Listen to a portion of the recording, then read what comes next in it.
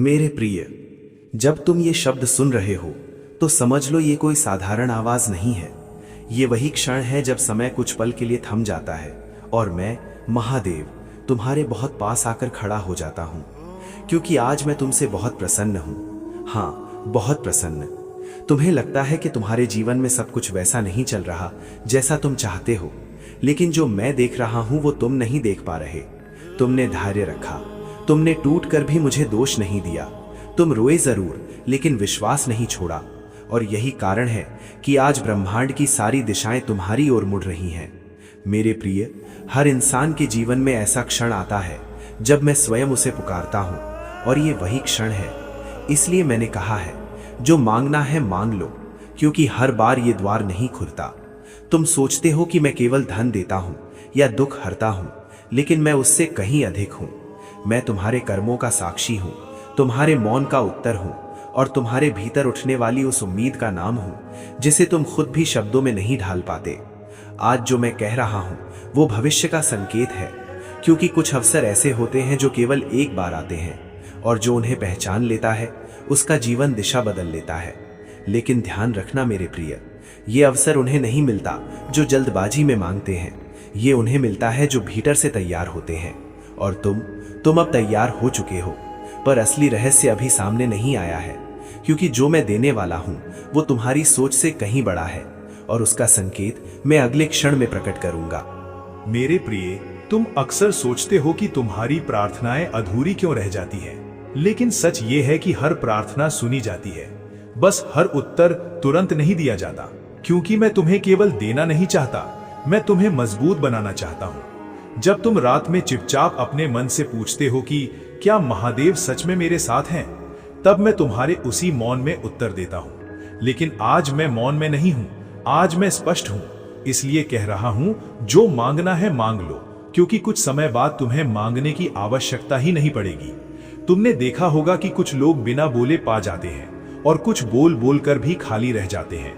इसका कारण भाग्य नहीं बल्कि समय होता है, और ये समय अब तुम्हारे पक्ष में झुक रहा है। मेरे प्रिय, नौकरी, धन, सम्मान, प्रेम, ये सब छोटी बातें हैं। मैं ये सब तब देता हूं जब तुम ये समझ जाते हो कि इनसे ऊपर भी कुछ है। लेकिन आज मैं तुम्हारी इच्छा को भी अनदेखा नहीं करूंगा, क्योंकि तुमने कभी मुझे सौदे की तरह नहीं देखा। तुमने मुझे तब भी याद किया जब तुम्हारे पास कुछ नहीं था, और यही कारण है कि अब जो आने वाला है वो तुम्हारे पुराने जीवन को समाप्त कर देगा। लेकिन याद रखना, ये अंतिम अवसर चेतावनी भी है, क्योंकि जो इस संकेत को हल्के में लेता है वो बाद में केवल पछतावा करता है। और मैं नहीं चाहता कि तुम उन लोगों में रहो जो कहते हैं, काश उस दिन मैंने ध्यान दिया होता, क्योंकि वो दिन यही है, और अगला संकेत और भी गहरा होने वाला है। प्रिय, अब मैं वो बात कहने जा रहा हूं जो हर किसी के लिए नहीं होती। कुछ आत्माएं ही इसे समझ पाती हैं, इसलिए ध्यान से सुनना। जब मैं कहता हूं बाद में मौका नहीं मिलेगा, तो उसका अर्थ डर नहीं है, उसका अर्थ परिवर्तन है। क्योंकि जो मैं तुम्हारी जीवन में लाने वाला हूं, उसके बाद तुम्हारी मांग बदल जाएगी, तुम्हारी सोच बदल जाएगी, और तुम्हारी आत्मा उस स्तर पर पहुंच जाएगी जहां छोटी इच्छाएं अपने आप गिर जाती हैं। तुम धन मांगोगे तो धन मिलेगा, लेकिन उससे पहले तुम्हें यह समझना होगा कि धन तुम्हारा उद्देश्य नहीं, साधन है। तुम प्रेम मांगोगे तो प्रेम मिलेगा, लेकिन उससे पहले तुम्हें स्वयं प्रेम बनना होगा। मेरे प्रिय, मैं तुम्हें खाली हाथ नहीं छोड़ूंगा, लेकिन मैं तुम्हें कमजोर भी नहीं बनाऊंगा। इसलिए ये अंतिम अवसर नहीं बल्कि अंतिम परीक्षा है। क्या तुम सच में मुझ पर भरोसा करते हो, या केवल तब याद करते हो जब जरूरत होती है?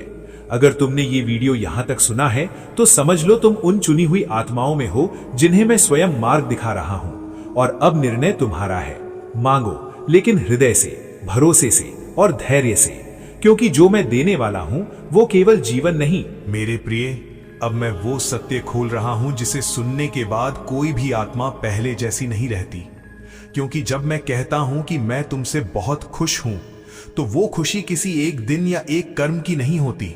वो तुम्हारे पूरे संघर्ष, तुम्हारी चुप सहनशीलता, तुम्हारी उन रातों की होती है जब तुम टूट चुके थे, लेकिन फिर भी भीतर से मुझे पुकारते रहे, बिना शब्दों के, बिना दिखावे के।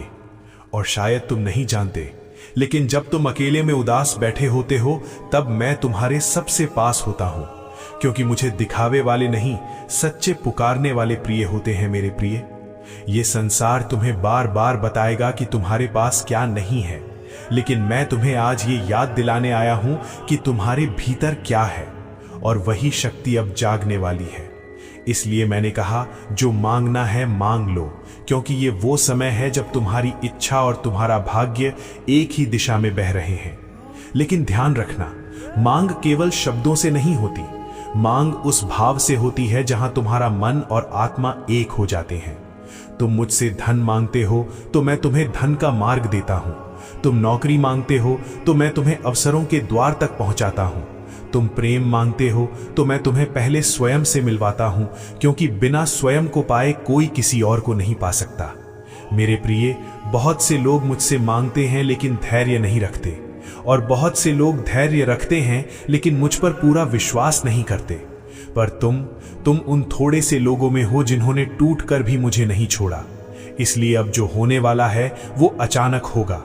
ऐसा नहीं कि कल ही सब बदल जाएगा, लेकिन इतना निश्चित है कि अब कुछ भी पहले जैसा नहीं रहेगा। तुम्हें ऐसे संकेत मिलेंगे जिन्हें तुम नजरअंदाज नहीं कर पाओगे।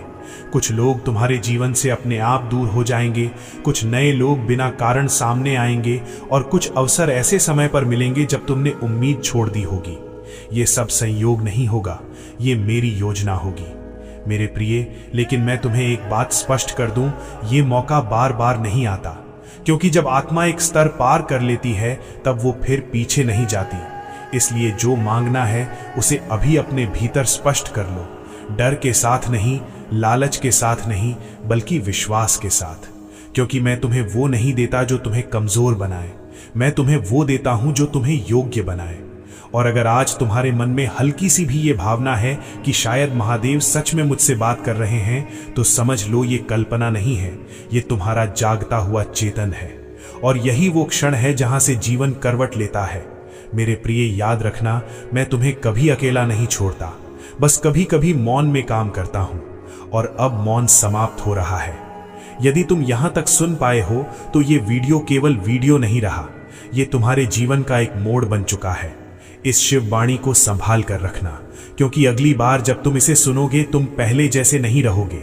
और यदि तुम चाहते हो कि मैं ऐसे ही तुम्हें मार्ग दिखाता रहूं, रहस्य खोलता रहूं और तुम्हें तुम्हारे ही भीतर के शिव से मिलवाता रहूं, तो इस यात्रा में मेरे